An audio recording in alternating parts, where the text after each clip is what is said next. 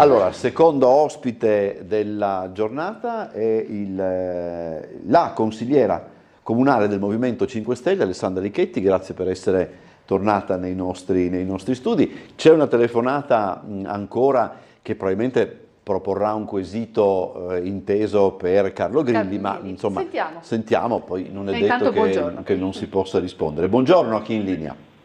Sì, buongiorno. Prego. Sì, io volevo parlare con Carlo Grilli. Sono una pensionata con un ISEE di 8.000 euro. La Regione aveva promesso che in febbraio c'era una tantum di 350.000 euro sulla rata della pensione. Non sono mai arrivati. Se chiami l'INPS non risponde, il telefono è sempre occupato, peggio che chiamare voi, e non c'è nessuna risposta. A un dato momento le promesse che sono state fatte dal Fedriga e dal direttore dell'INPS erano in gennaio. Le promesse erano che con il prima rata di febbraio, con la prima pensione, si sarebbero accreditati automaticamente queste 350 euro. Non si sono mai visti, nessuno dà risposte.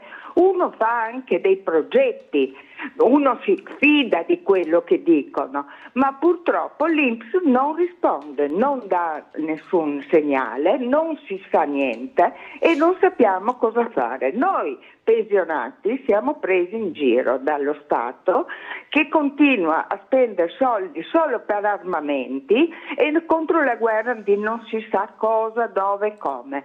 Ecco, io volevo una risposta su questo quesito. Prego. Sì, in realtà sulla parte di Grilli non mi vado a così esporre perché sono temi che sono propriamente regionali, non andrò a dare una risposta, mi dispiace signora, deve ritentare con un'altra figura. Però quello che sì assolutamente vale la pena commentare è che purtroppo c'è poca attenzione anche nelle discussioni, anche nelle notizie di quella che è la situazione attuale di tanti cittadini che vuoi pensionati o vuoi in altre situazioni si trovano in ridotta capacità proprio di spesa, con grossissime implicazioni nell'ambito della vita del quotidiano. Quindi vorrei aggiungere che la signora sta segnalando la difficoltà di contattare e di avere informazioni. Io purtroppo rilevo che in tanti dei servizi sono più, diciamo, ferrata su quelli comunali perché essendo in consiglio comunale diciamo che sto molto attenta a quelle che sono o che dovrebbero essere i servizi, le interfacce, il modo di venire incontro ai cittadini e di aiutarli nel poter accedere alle loro risorse. E io vedo, ribadisco, che anche il Comune di Trieste non ha attenzione per questa parte, costringendo la persona a cercare disperatamente qualcuno che le risponda, cosa che trovo veramente inaccettabile. Prima parlando avevamo detto che avremmo parlato anche del tema che ci sarà lunedì in Consiglio Comunale rispetto il nuovo regolamento che dovrebbe essere predisposto, che è stato predisposto, passa in Consiglio Comunale questo lunedì per la discussione. Dopodomani? Lunedì, questo 4. Lunedì, sì. 3, quant'è? Sì. E io la prima cosa che ho rilevato è che al di là del regolamento che sia obbligatorio perché a livello nazionale sono state imposte l'applicazione delle fasce ISEE e così via, al di là di quell'aspetto, quando io ho evidenziato agli uffici, cioè signori stiamo parlando di un sistema che passa da contributivo, cioè il comune contribuisce, a un sistema partecipativo, che già lì uno trema un pochino, perché vorrebbe sapere cosa vuol dire, cosa andrò io, in quali spese io andrò a partecipare rispetto al mio ISEE. Vorrei sapere chiaramente, già adesso, in quale fascia, se rientro in questa fascia, cosa andrò a pagare. Cosa che dal regolamento questo non è chiaro. E allora, quando io ho esposto questa criticità agli uffici, gli uffici mi hanno risposto, ma basta che telefonino a noi, al nostro numero corretto. Questo, il ruolo dell'ufficio è di rispondere a quelle che sono le problematiche. Il ruolo della politica, secondo me, è appianare tutte le difficoltà che possono incontrare l'utenza, coloro che si devono rivolgere, coloro che devono chiedere, per esempio, di ospitare un loro parente nella casa di riposo, per non doversi arrabattare in mezzo a 1000 procedure e a cercare qualcuno che risponda. Allora io intanto Stanno segnalando telefono. Sto vedendo se questo abbiamo sentito. Sì, c'è una telefonata, io stavo guardando un'altra cosa. Buongiorno. Buona giornata, caro dottor Buongiorno, Roberto, signor Claudio. estimata consigliera che ci conosciamo, Alessandra Ricchetti, sono Claudio di Gentili. Sì, sentito, buongiorno. Buongiorno carissima, mi rivolgo a voi, a tutti e due, con una proposta che credo possa essere di beneficio per la comunità di Trieste. Come sapete, il vescovo Enrico Trevisi ha annunciato la chiusura di Radio Nuova Trieste. Inutile dire che è una storica emittente radiofonica cattolica che ha svolto un ruolo importante nella vita della città per molti anni. Questa decisione mette a rischio il lavoro di numerosi volontari e 2 tecnici assunti presso la radio. Tuttavia, credo che ci sia una soluzione che potrebbe salvaguardare questa importante voce della comunità. La possibilità di rilevare Radio Nuova Trieste e trasformarla in Radio 4 Nuova Trieste in collaborazione con l'editore di Tele4. Essendo entrambe vicine nello stesso piano, la sinergia tra le 2 emittenti potrebbe portare una maggior visibilità e una migliore gestione delle risorse. Inoltre sarebbe un modo per continuare la tradizione di eccellenza portata avanti dai vescovi Bellomi, Ravignani e Cripaldi. Grazie se potete attivarvi. Ok, questa è una proposta, io non Qua perché entra in gioco comunque Tele4 e tutta Media Nord-Est per l'impegno. Io accolgo la segnalazione del signor Claudio perché è assolutamente, come dire, mi trova emozionata rispetto a questo tipo di chiusura.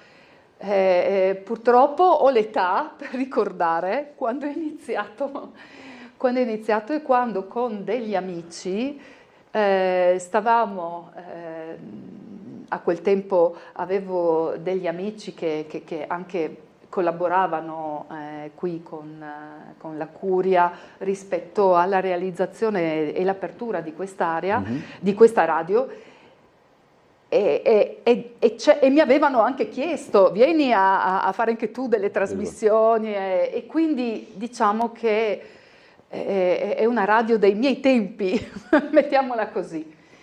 E senza, al di là dell'aspetto emotivo, assolutamente mi dispiace questa chiusura, non solo per le persone che ovviamente ci lavorano e che sono coinvolte, e che spero che troveranno assolutamente una connotazione, visto anche le abilità e le competenze sviluppate, sono sicura che ci sarà modo di impiegarle, però assolutamente c'è bisogno di voci anche libere, e quindi auspico che si trovi una soluzione e vediamo cosa si può fare. Allora, per quanto riguarda la domanda della signora per il bonus una tantum sulle pensioni, io leggo su 2 siti che il bonus pari a 350 euro sarà erogato direttamente dall'INPS nel mese di giugno. Adesso non so se parliamo della stessa cosa, ma insomma, direi di sì, perché si fa riferimento ad un accordo fra l'INPS e la Regione Friuli Venezia Giulia. A partire dal mese di giugno 2025 alcuni beneficiari di pensioni avranno diritto a un bonus mensile di 350 euro. Questo leggo su due siti.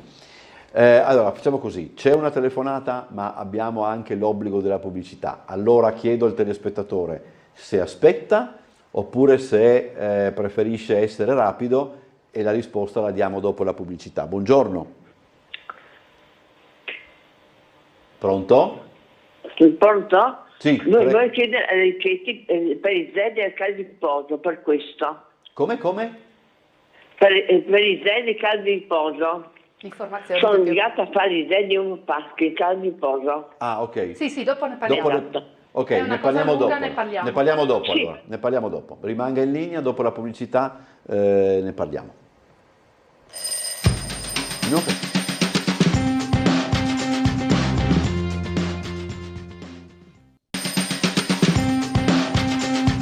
Stesso discorso fatto Caterina. Parlavamo di libri intanto durante parlavamo di Via I Colvento e classici, del fra Conte di l'altro. Montecristo. Conte di insomma, Montecristo. che tra l'altro è il Conte di Montecristo. Adesso è è un libro... appena Ci sono stati 2 film, ma piace anche a Caterina Conti il Conte di Montecristo. L'ho letto, a parte che c'ha un sacco di spunti di vita sì. che sono molto interessanti. È un bellissimo libro, invito chi ha la possibilità di leggerlo, rileggerlo. Il Conte di Montecristo, dicevo. Io Via Colvento. Solo prima di rispondere alla signora di Sì. prima, c'è giusto per far vedere che noi diamo spazio anche alle proteste per quanto concerne il nuovo burlo a Catinara. Paolo Radivo, che è il portavoce del comitato, dice: dall'audizione di ieri sera in terza commissione del Consiglio regionale abbiamo appreso che per compensare i 550 alberi e 94 arbusti già soppressi o ancora da eliminare nel polo ospedaliero di Catinara si pianteranno solo 865 pianticelle, non dunque le 4.968 promesse nel progetto esecutivo, non le 3.365 annunciate nell'audizione del 19 maggio 2022 e nemmeno le 2.829 assicurate dall'assessore regionale Scocimarro nel dicembre del 2024. E finora non è stato piantato ancora nessuno. Quindi le polemiche ci sono e noi diamo spazio anche alle polemiche. Se vuole intervenire su questo intanto... Allora, poi, inizio sì. con la E poi signora e riprendiamo poi questo. riprendo Ok, con questo perfetto. intervento, perché mi porta su un'altra strada, un altro binario, sempre sulla salute, ma un'altra Perfetto. questione. Allora, arriverà lunedì questa delibera sul regolamento in cui sarà richiesto che per la compartecipazione delle spese per l'assegnazione ai posti delle case di riposo pubbliche e private ci sarà la necessità dell'ISEE. Quindi alla domanda servirà l'ISEE? Sì, servirà l'ISEE, perché se una socio residenziale, perché se una persona non andrà a consegnare il proprio ISEE, e non solo l'ISEE dell'utente che verrà ricoverato, ma anche l'ISEE familiare, quindi anche dei figli, e diciamo non ci sarà la riduzione l'eventuale riduzione sarà minima o potrebbe non esserci proprio. E quindi è fondamentale che sappiate, ma questo vale per quasi tutti i servizi, è fondamentale che consegnate l'ISEE proprio, e non tutti lo sanno, per esempio per l'ATE mi viene da dire, altro tema, per definire quale è l'affitto per una persona che abita nelle case dell'ATER, è fondamentale che questa consegni per tempo l'ISEE, perché se non lo fa va a non avere nessun tipo di beneficio rispetto all'ISEE stesso. Quello che io obiettavo rispetto a questa delibera è che rispetto a una richiesta che di solito purtroppo richiede tempi molto rapidi dal punto di vista dell'utenza, cioè chi chiede disperatamente anche un posto per il proprio familiare, di solito si trova in una situazione, mi dispiace dirlo, ma spesso emergenziale. Sì, cioè, no, questo non c'è, lo posso confermare. Tutto d'un tratto subentra il fatto che c'è la necessità di trovare una sistemazione che sia una bandante, e la persona si trova completamente in balia deve fare un eventuale certificato di invalidità, deve richiedere la continuità assistenziale, deve richiedere, fare una serie di procedure facendo l'ISEE proprio, l'ISEE dei familiari, cioè in un momento in cui avrebbe bisogno di essere accompagnata. Sì. E quindi io obietto che la politica su questo deve lavorare, oltre sulla trasparenza, per cui se io chiedo un servizio devo sapere subito non solo di che cosa ho diritto, non solo come faccio a averlo nella maniera più facile possibile, ma soprattutto da subito sapere quanto andrò a pagare. E quindi io sono un po' critica su questo. Sono critica rispetto alla delibera anche sulla questione dei malati di Alzheimer. Allora, in commissione è stata detta una cosa molto, perché io ho fatto la domanda, come mai in questo regolamento non appare la patologia dell'Alzheimer, che quasi tutti sanno o dovrebbero sapere, non deve comportare spese per la casa, cioè la casa di riposo non deve imputare alcuna spesa ai familiari riguardo ai malati di Alzheimer. Perché non è specificato nella delibera? Ed è stato detto che apparentemente nell'ultimo periodo, da quando è subentrata questa legge per cui non è dovuto il pagamento, apparentemente sembra ci sia una fortissima diminuzione di malati di Alzheimer. Questa informazione che è venuta fuori in commissione, secondo me, è un qualcosa che su cui vale la pena indagare. Infatti mi sto muovendo, perché a livello nazionale mi dicono che i casi di Alzheimer in Friuli Venezia Giulia siano aumentati, siano del 20.000 casi solo nell'altro anno. Però vorrei capire se effettivamente sembra ci sia una contrazione che comporterebbe un grande onere per le famiglie a cui magari una malattia demenziale non venga diagnosticata per tempo, o non sanno di dover ricorrere a questa, a dover richiedere che venga diagnosticato questa malattia, perché comporta delle attenzioni di riguardo rispetto alle spese e ai costi. Ecco, tutto questo deve essere trasparente, perché così l'utente potrà beneficiare anche delle riduzioni. Allora, intanto magari possiamo andare giusto un attimo con le immagini che ci arrivano, chiedo scusa, da Piazza Unità, dove si sta preparando l'esibizione della cavalleria. Sono immagini che ci sta inviando il nostro Bernardo Gulotta. Vedete che c'è già parecchia folla assiepata, perché insomma si prevede qualche cosa di veramente spettacolare, e tutto ciò fa parte delle manifestazioni che sono in programma anche per la presenza domani del Vespucci quindi insomma sarà una giornata, quella di domani sicuramente, ma anche oggi con questo assaggio particolarmente importante dal punto di vista della coreografia. Vedete che ci sono anche parecchi bambini, se non capisco male in questi giorni ci sono anche vacanze da scuola proprio per il carnevale, e quindi c'è parecchia gente. Questi vedo dovrebbero essere gli amici dell'Università della Terza Età, perché riconosco il presidente, e insomma queste sono le immagini che ci sta mandando il nostro Bernardo Gulotta. C'è una telefonata in linea, direi che possiamo ascoltarla, magari ogni tanto se Bernardo ci invia altre immagini potremo anche farle vedere. Sentiamo chi è in linea però. Buongiorno. Buongiorno a lei, avevo Prego. solo bisogno di fare una domanda, poi adesso guardando anche il filmato me ne viene un'altra. Okay. La prima è il riferimento all'ISEE.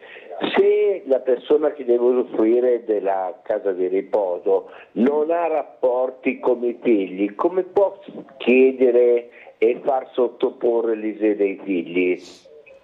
Ok. E la seconda è che bellissimi i cavalli che viaggiano sulla spiaggia, sono cavalli che noi manteniamo con le nostre tasse. Come mai la polizia non fa corsi gratuiti per i bambini per fare in modo che possano imparare ad andare a cavallo? Forse i genitori non hanno più soldi per potersi permettere che i figli imparino ad andare a cavallo. La ringrazio, buona giornata. Ok, rispondiamo alla prima, alla seconda non ho capito bene. Rispondo per la questione dell'ISEE. Allora, io sto riportando quello che parla la delibera, quindi io ve ne faccio, mi sembrava un tema molto importante che valesse la pena, su cui valesse la pena informare i cittadini. Se i figli o in qualche maniera la persona, l'utente che deve usufruire del servizio non hanno più rapporti, è possibile fare una dichiarazione ufficiale di estraneità, ma deve essere un passaggio di tipo legale. Mi piace che ha delle grosse implicazioni, attenzione, Sì. ha delle grosse implicazioni, perché significa che comunque l'estraneità vuol dire che anche taglia proprio i rapporti, e anche ha delle implicazioni rispetto anche poi all'eredità e così via. Cioè, Sì, è un passo. è un passo importante, pesante. e pesante. Ecco. Allora c'è ancora una telefonata alla quale risponderemo dopo la pubblicità. Sentiamo la telefonata e poi andiamo in pubblicità. Buongiorno. Buongiorno, Prego. no? Non ho capito bene, no? La signora aveva detto che i malati di Alzheimer sono totalmente a carico dello Stato, insomma, Sì. se vanno in casa di riposo. Confermo. Ecco, anche quelli della demenza? E qua entriamo in un tema un pochino più complicato, perché secondo me dovrebbero assolutamente anche quelli della demenza rientrare, perché sennò è facile, sono molto... I confini sono molto labili. I confini sono molto labili, e quindi il mio appello è veramente che si risolva questa questione. Non è possibile, cioè demenze senili e Alzheimer, che sono molto vicine, devono prevedere la stessa tutela. Allora, un'altra telefonata in zona pubblicità. Se chi è in linea è rapido lo sentiamo, altrimenti andiamo dopo la pubblicità. Che cosa decide? Fa la domanda rapidamente? Ma posso fare, buongiorno, la domanda rapidamente? Ok, va bene, perfetto. Sì, dai, così. Prego. Sì, grazie. Prego. Buongiorno, volevo chiedere una informazione. Prego, ci eravamo messi Mio d'accordo padre- su rapidamente. Qua. Mio padre è affetto da Alzheimer, Ok. è in casa di riposo e avevo bisogno di capire appunto la procedura esatta da poter utilizzare per accedere a questa gratuità, visto che nulla è chiaro e quando chiedi ti dicono che devi approcciarti ad un legale. Ok. Anche inviare una mail, non so, insomma.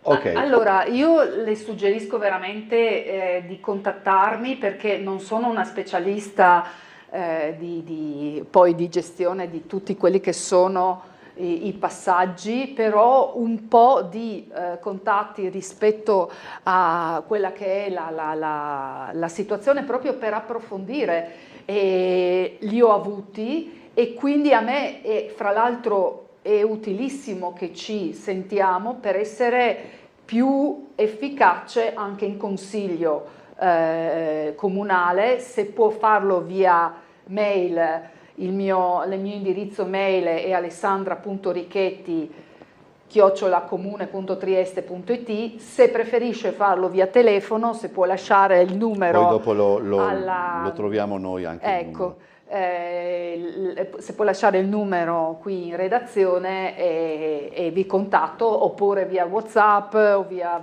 indifferente, no, WhatsApp e Facebook o simili. Allora andiamo in pubblicità e poi Io torniamo. devo sempre rispondere a radio.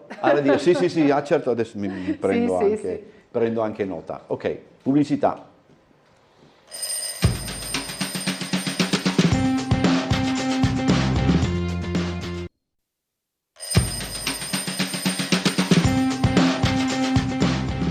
Allora, andiamo giusto un attimo in Piazza Unità, perché forse sta per, questa è anche la cagnolina che è la mascotte dei carabinieri, fra l'altro, quindi forse sta incominciando qualche cosa, e in questo dovrebbe essere, adesso penso, no, consigliere, potrebbe essere un sorvolo di frecce tricolori, magari in vista delle esibizioni di domani, adesso non so. Di domani, sì, pensavo anch'io.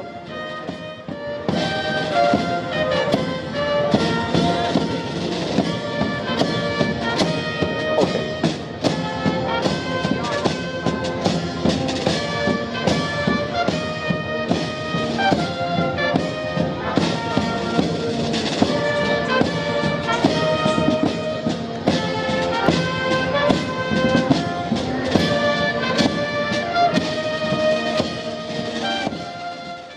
Allora, dunque, ecco, come si procede per rispondere alla signora di prima, no? Sì, io le ho detto di inviarmi un'email perché ci sentiamo, perché il tema è piuttosto lungo.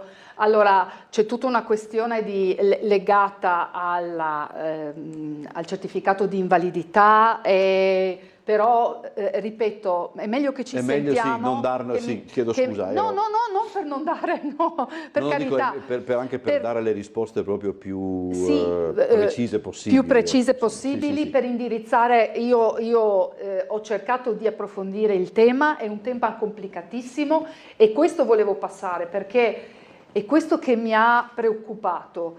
Sta parlando, occhio un attimo. Ok, sentiamo un attimo allora, giusto un momento. Terribile. Sì. Veramente un motivo di orgoglio, motivo per il quale saluto tutte le autorità militari, civili e religiose presenti oggi, saluto tutti i ragazzi che saranno un domani i nostri successori nella sella del 4° Reggimento Carabinieri a Cavallo.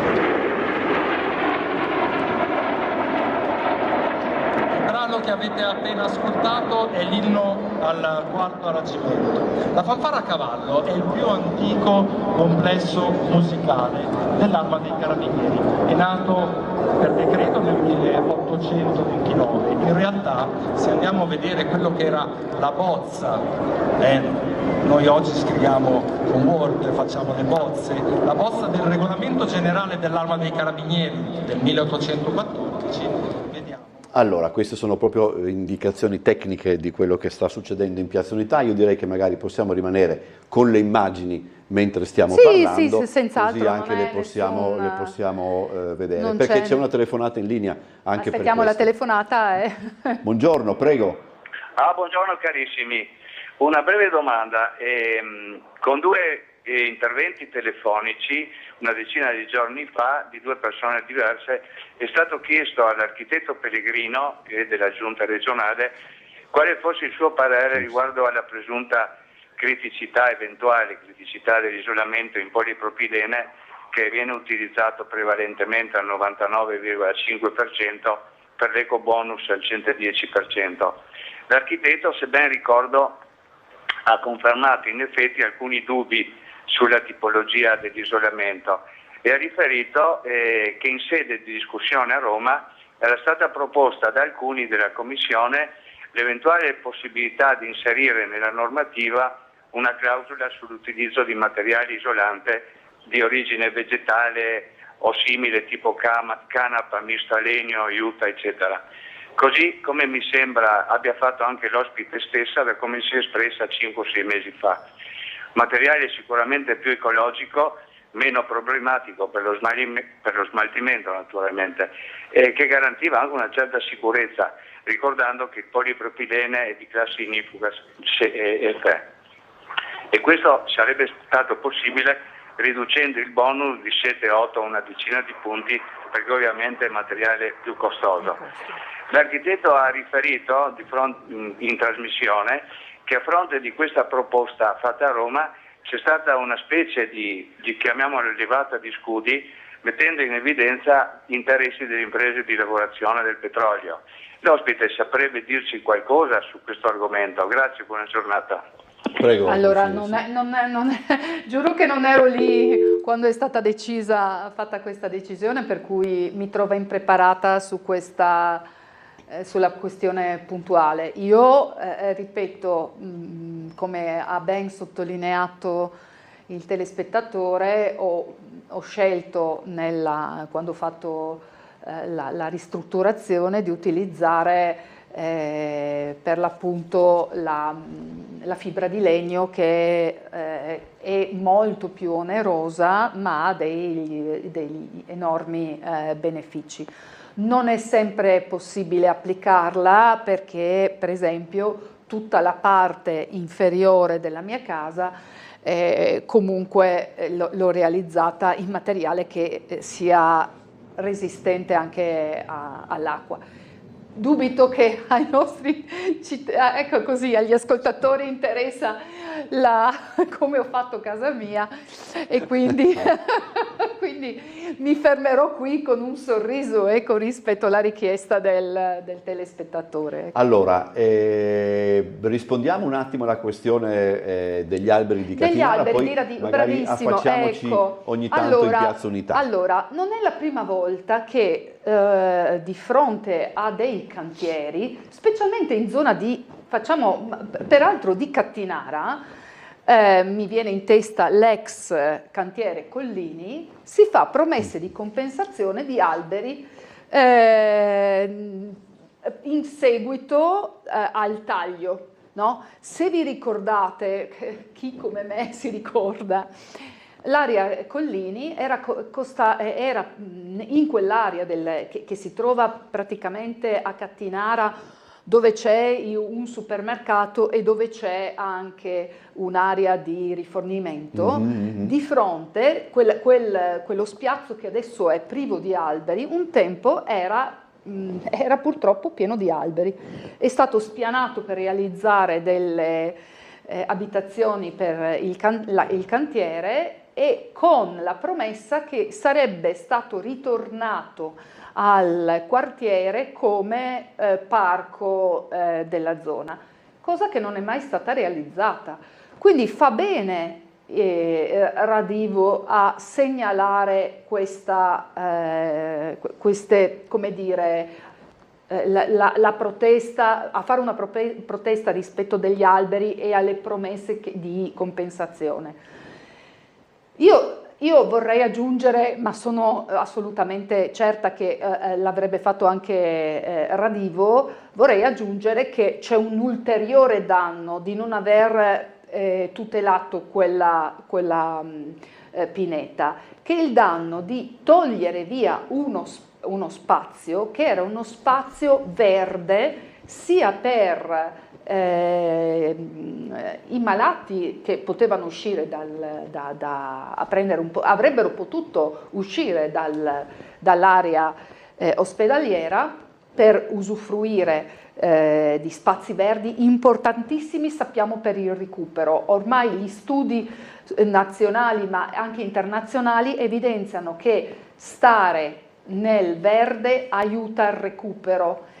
E quindi togliere via uno spazio così dietro la scuola e vicino all'ospedale, a mio avviso, è stata una scelta molto discutibile e protesto anch'io rispetto. Ormai è stata fatta, cerchiamo di porre attenzione che effettivamente questa compensazione ci sia, che sia reale.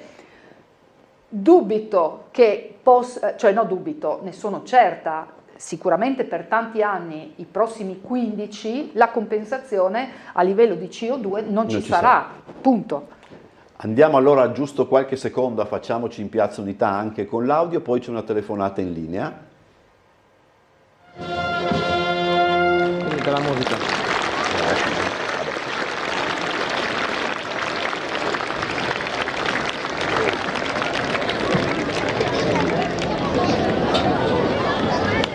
Andiamo leggermente più veloci. No, rientriamo in studio. Allora, sentiamo la telefonata in linea. Buongiorno. Buongiorno a lei e suo Prego. ospite, sono Gino. Buongiorno signor Gino. Per restare in ambiente di Catinara, ho letto che il Burlo ha acquisito un'area prospiciente quasi 2/3 di quella attuale e quindi ha delle prospettive di ingrandimento e di costruzione di nuove aree, di nuove ali. Sì. Allora, in questa condizione, che senso ha il trasferimento a Catinara?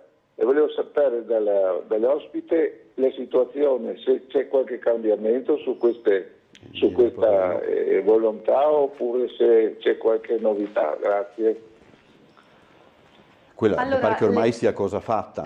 Allora, il trasferimento penso sia cosa fatta, anche se molto lontana nel tempo, perché se stiamo parlando del 2030 probabilmente non sarà nemmeno il 2030, se siamo purtroppo abituati, visto che siamo purtroppo abituati che ci sono varie condizioni per cui la cantieristica pubblica tende a non essere puntuale.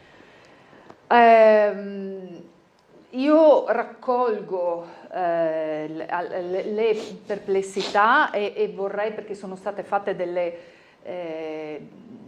promesse rispetto a dei miglioramenti di spazi, raccolgo le perplessità di alcuni sindacati che riferiscono che in realtà alla fin fine ci potrebbero essere delle riduzioni di spazi, nel senso che la normativa è completamente cambiata, per cui vi è una richiesta, come dire, c'è una normativa ben specifica che richiede degli spazi ben più grandi e quindi rispetto a quelli che possono essere il numero dei servizi relativi agli spazi, in questo senso ci potrebbe essere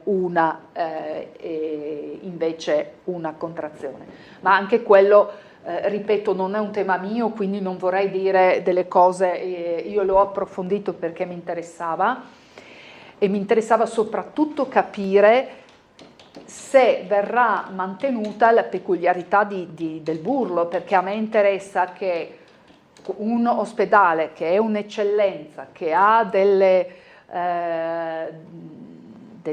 attenzioni rispetto alla ricerca, rispetto alla tutela dei bambini e delle mamme, che questo tipo di peculiarità non venga assorbito da un ospedale come Catinara che ha delle criticità per sussistere, nel senso che ha bisogno di risorse che in questo momento di fatto mancano in termini di operatori e di persone.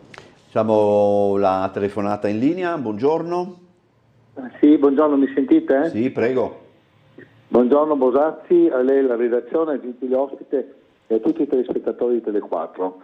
Volevo chiedere notizie al gentile ospite. Dunque, se noi ascoltiamo i rappresentanti di questa maggioranza, quando parlano di verde, dicono che pianteranno tantissimi alberi, pianteranno. Cioè, hanno detto addirittura sì, abbiamo certificato 400 alberi su a Catinara, ne inventeremo altri 3.000.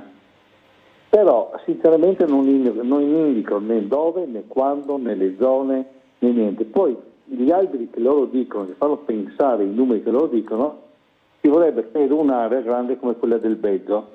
Mi saprebbe dire un po' i piani del verde di dove prendere questi alberi, perché sinceramente comincio a non capirsi più niente. Grazie, buongiorno. Buongiorno. Allora, qua subentriamo nel modo di comunicare che ha questa giunta rispetto alle azioni che fa. Si parla di un certo numero di piantumazioni.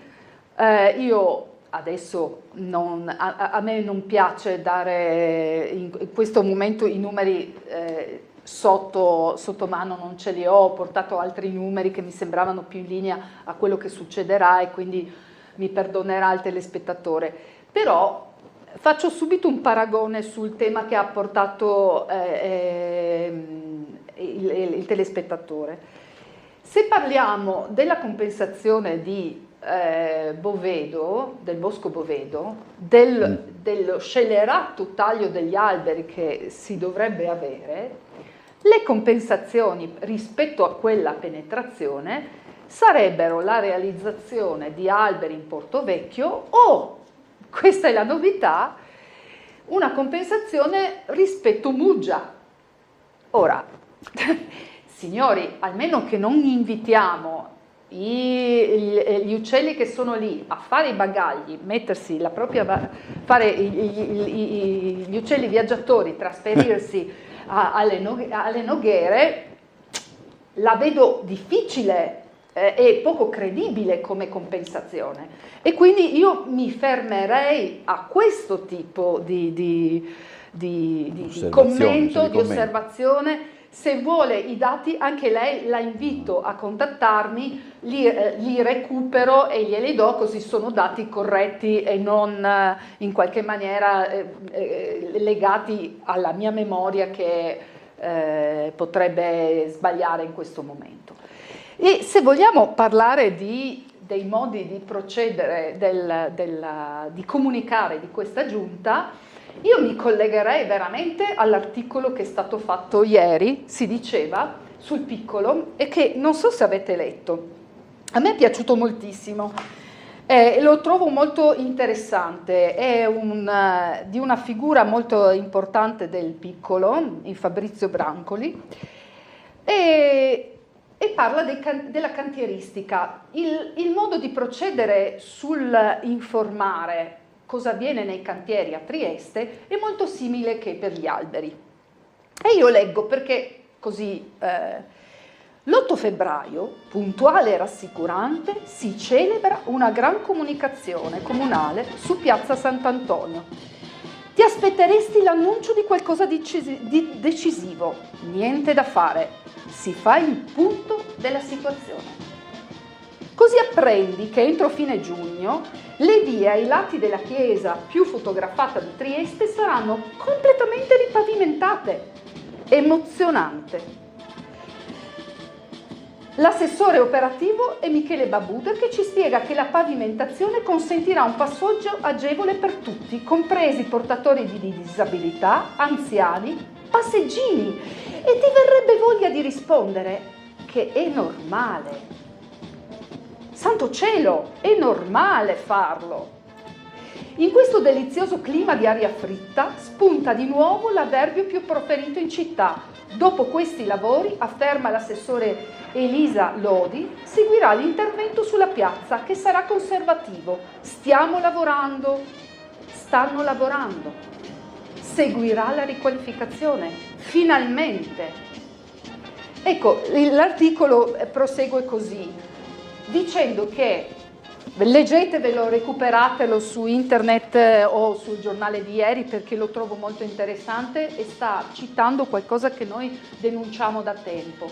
Si sta denunciando il fatto che questa giunta fa roboanti come dire, affermazioni rispetto a quanto è brava a fare determinate azioni, a concludere determinati cantieri, ma poi sono cose che dovrebbero essere date per scontate e i 9 anni del tram sono veramente accusatori.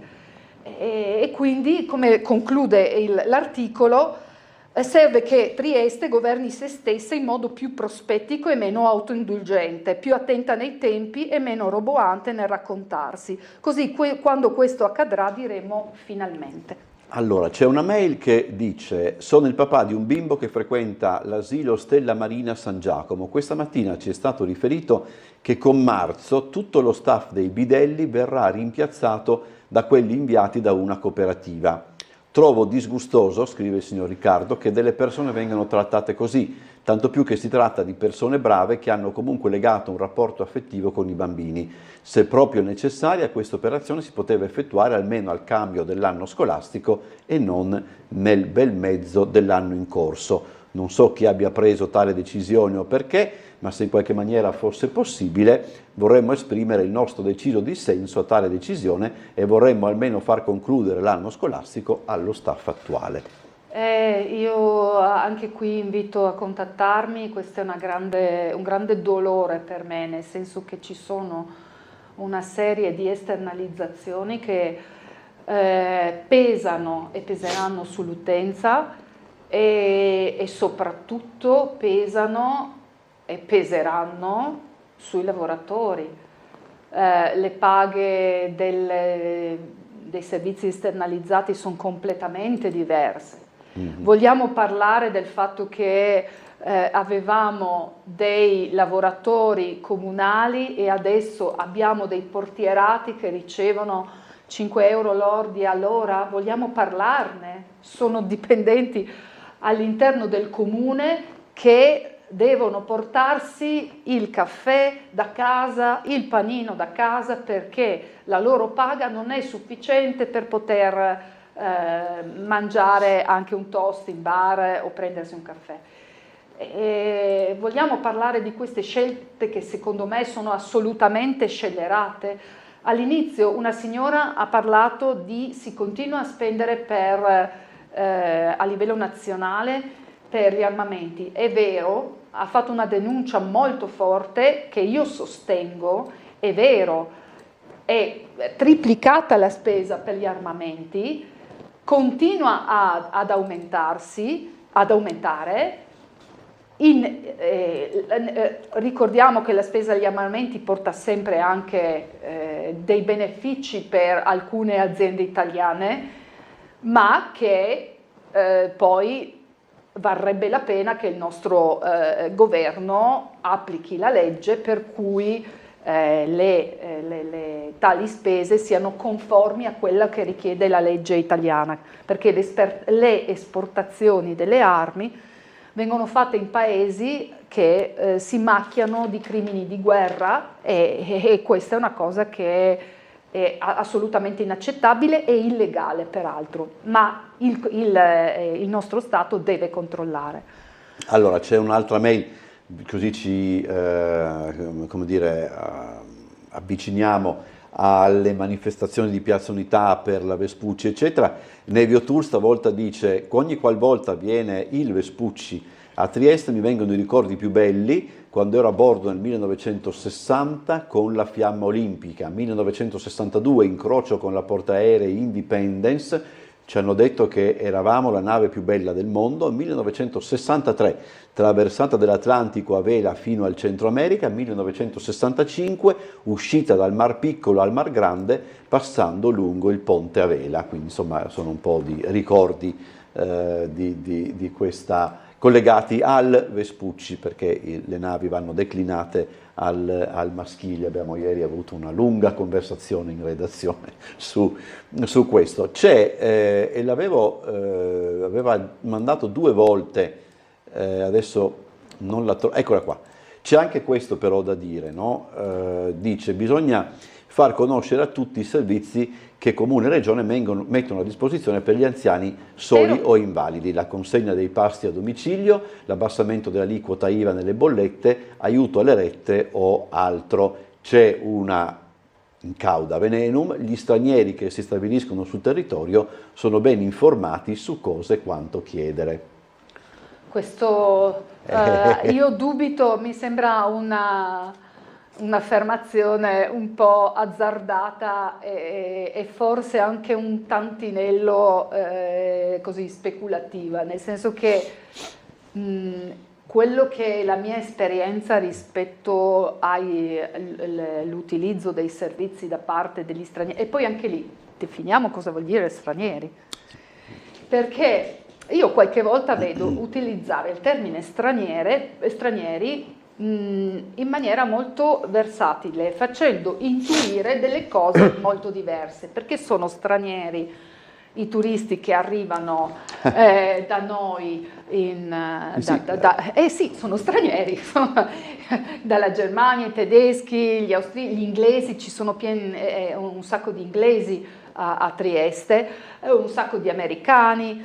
Sono stranieri quelle che stanno e studiano al Centro Internazionale di Fisica Teorica, sono stranieri quelli che vengono a lavorare richiamati dalla Regione Friuli Venezia Giulia perché è in carenza di operai nell'ambito della Fincantieri e nell'ambito dell'edilizia, sono stranieri quelli che arrivano dalla rotta balcanica, cioè capite che ognuno a parlare di stranieri qualche volta confonde e soprattutto non mette in chiara luce quelli che possono essere i benefici o le criticità da affrontare. Quindi state attenti quando utilizzano in maniera generica il termine stranieri o il termine migranti, perché anche lì migrante, come dicevo prima, sono tanti migranti, da quelli che sono scappati dal fronte ucraino a quelli che sono dal fronte, da quelli che vengono dall'Albania e così via, insomma. Allora, è partito il tappo della penna, perché ormai siamo davvero in chiusura. Grazie alla consigliere comunale del Movimento 5 Tanti Stelle, argomenti Alessandra interessanti. Richetti. Buon lavoro, mi raccomando. Grazie. Vi ricordo che oggi è venerdì, quindi abbiamo anche l'appuntamento con Ring questa sera attorno alle 21:10 e vi ricordo anche l'appuntamento con Trieste in diretta alle 17:55, nonché il telegiornale delle 13:20 e il telegiornale delle 19:30. E ancora vi ricordo che domani a partire dall'1 noi seguiremo tutto quello che succede tra Piazza Unità e le Rive con l'arrivo del Vespucci. Grazie a tutti per essere stati in nostra compagnia, passate una buona giornata, arrivederci.